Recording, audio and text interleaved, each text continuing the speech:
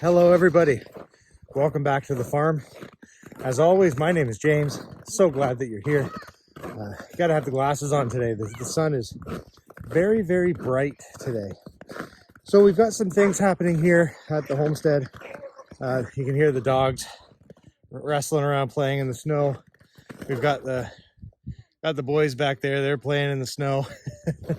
We finally had a break in the temperatures here, so we thought, why not get outside and wear off a little energy. There was no school for them today because the buses were canceled. We had extreme cold warning this morning, but it seems to have lifted now, and then tomorrow it's supposed to be going up to a high of 0. So Canada, what are you going to do? The weather is what it is, and there's really no getting around it, is there?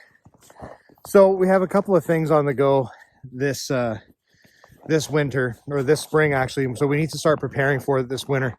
One of the questions that I get asked the most is when you're getting temperature that's dropping into the negative 40s to negative 45s, how do you keep yourselves entertained, occupied? How do you keep your animals healthy, and how do you keep them safe?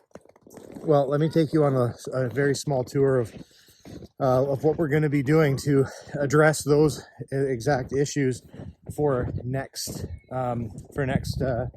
winter. So for now, let's head over to where the chickens will be living next year through this very deep snow.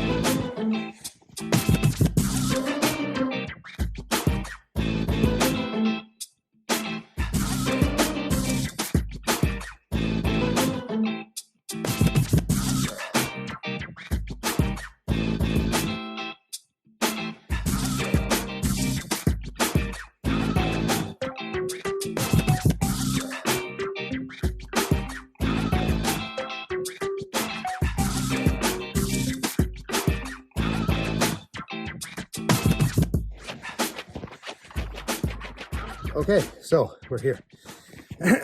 This is the coop where my chickens will be living next year.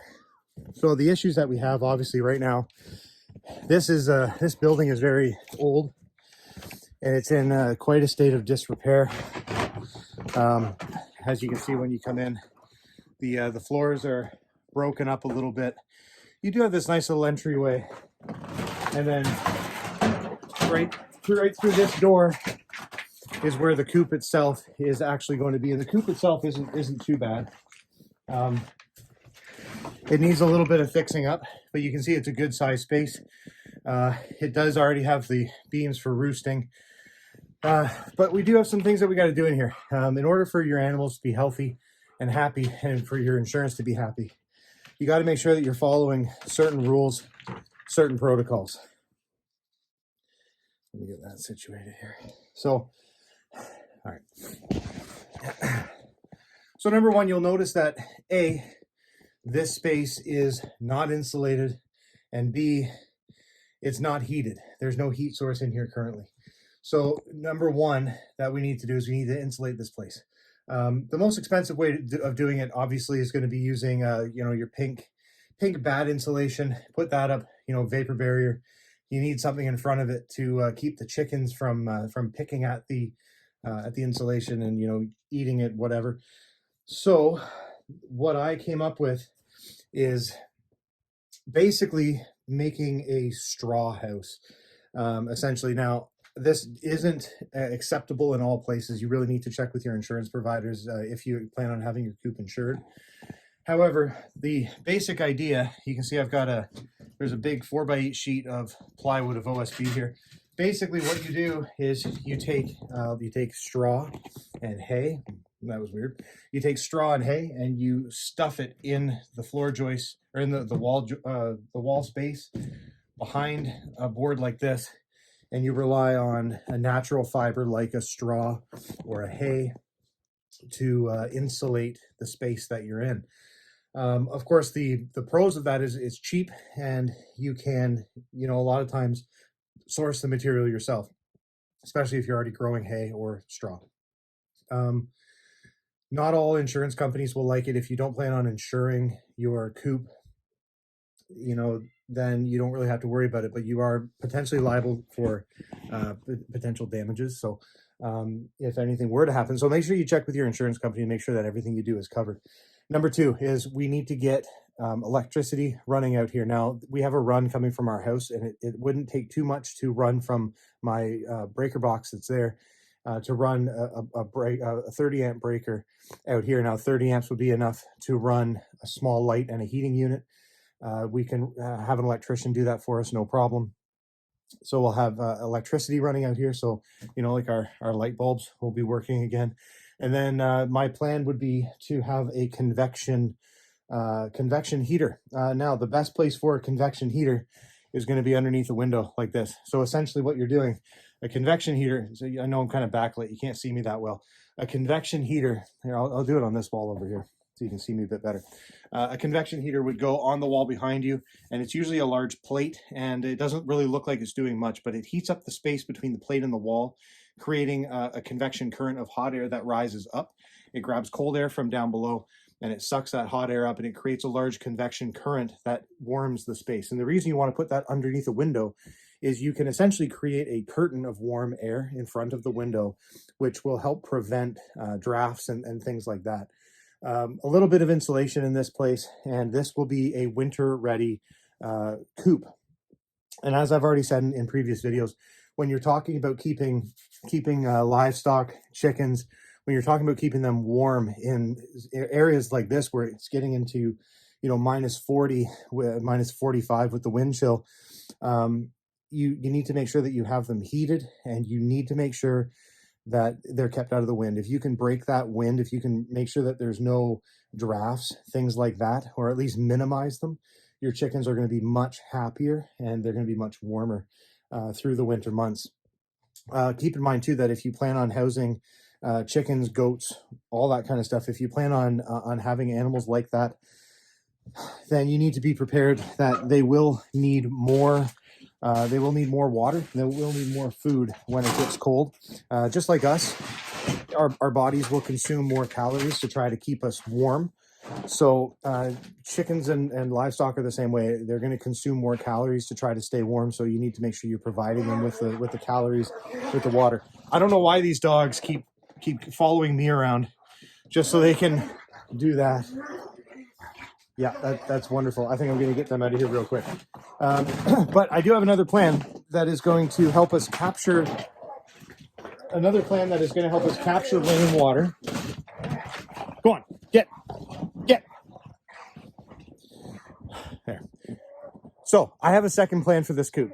Not only are we going to insulate the inside, fix up the floors, and make it as homey as possible, but I have a plan to capture rainwater and use that to water the chickens. Obviously throughout the warm months, it's not going to work so much in the winter when it's cold. I'm going to come to the exterior side here, and you can see the roof currently doesn't have any eaves troughing on it. I'm going to run a section of eaves trough that's going to collect in the middle to a downspout that's going to collect to a 40-gallon rain barrel. I'm going to run the rain barrel spigot through the wall where I'm going to have a tap on the inside. So as I need to water the chickens, it's as simple as opening the spigot and the water is going to come out. And that way I'm not using any of my well water. I'm reclaiming rainwater for my livestock. The only thing is you need to make sure that you treat that water if it's going to be standing for any period of time. You don't want to be watering your chickens with stagnant water. So as long as you can keep it free of parasites and free of little insects and things like that, that water is going to be fantastic, and it's free. It's using what we have, and it's being resourceful. When you're out in the middle of this to some would be the middle of nowhere. When you're so far from municipal infrastructure, you do have to use what you have, and you have to be resourceful. You can't just rely on running electrical lines or running water lines or doing anything like this. You have to use what you have, upcycle what you can, and that way you're maximizing what dollars you do have. Because let's face it, nobody's getting rich by running a homestead. This is not a money generating thing. This is a lifestyle kind of thing. So we have big plans for the chicken coops out here. And when it comes to staying warm and staying healthy, a huge part of it is layers. you'll notice on a day like today, it's about -18. It's not terribly cold out today. We do have quite the wind chill, so I'm dressed in multiple layers. I've got a nice warm outer shell. I've got a nice breathable insulating middle, and I've got a light t-shirt that's moisture wicking, and all of those layers together are going to keep me nice and warm. And as I get hot, I can open up layers, I can cool off a little bit and if I start to get cool, I can up those layers and I can warm myself up a little bit.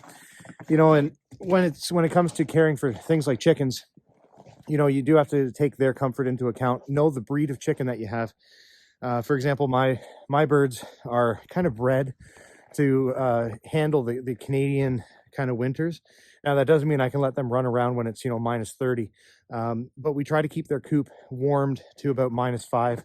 That way, you know, a day like tomorrow that we're going to be having when it's, you know, 0, -1, they can have full run of their entire coop. And I'm not going to worry about shocking their system. I don't want their temperature to drop super fast, super quick. That could be, you know, deadly for them. So we want to make sure that they're easily acclimatized to the cold. And you know, it is a full-time thing. You got to check on them every day, and it doesn't matter if it's a blizzard or not. If you have chickens, you got to make sure that you're checking on them, and you're watering them, and you're feeding them regularly. And when the winter months hit, it's important that you're checking their wattles and combs and their feet for frostbite, for discomfort, things like that. And one of the big challenges for chickens in the winter is keeping the coop adequately clean. If you don't keep the coop properly cleaned, you're increasing the chance that your chickens will have an infestation of things like mites.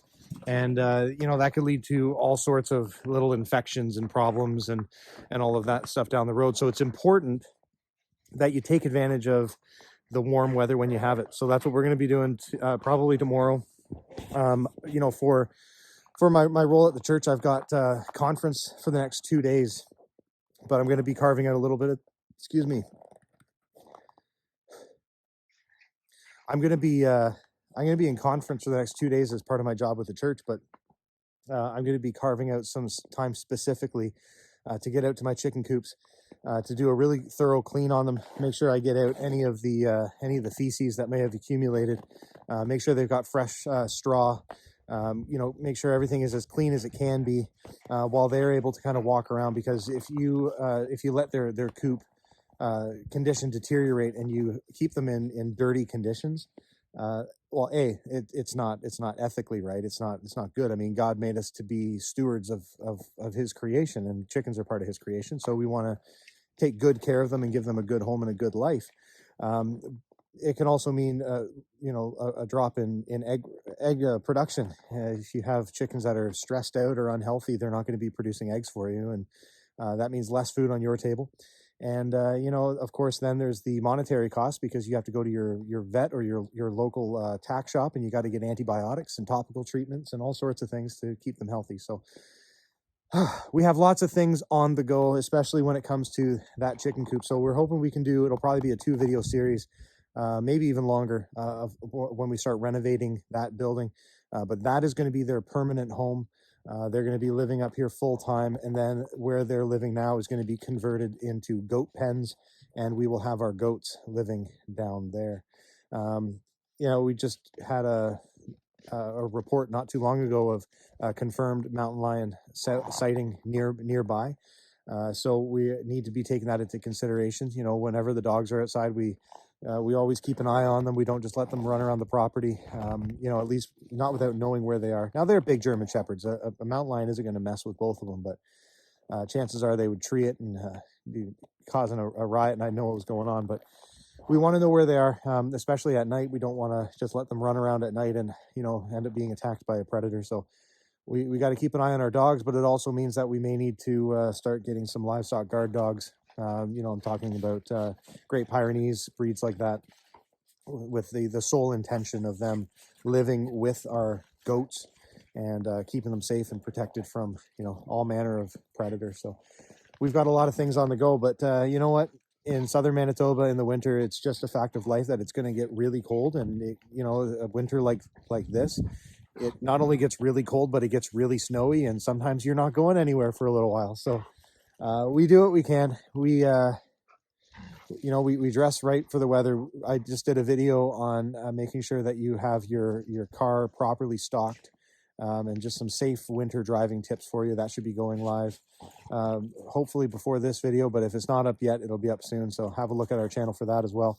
And yeah, all you can really do is dress right, give respect to the weather, and make sure you're taking care of your animals. And yeah, we got a lot on the go. So I hope that you'll join us back as we start doing some more work in the in that chicken coop there. And when we do some work, I'm hoping that we can get a couple of products. I'm talking to a couple of suppliers right now, and I'm hoping that we can get ourselves some really cool products that we can put in that coop so we can try it out and we can let you know if they work or not. So with that, take it easy, and we will see you on the next episode of Pasture on the Prairie. God bless you, and we'll see you next time.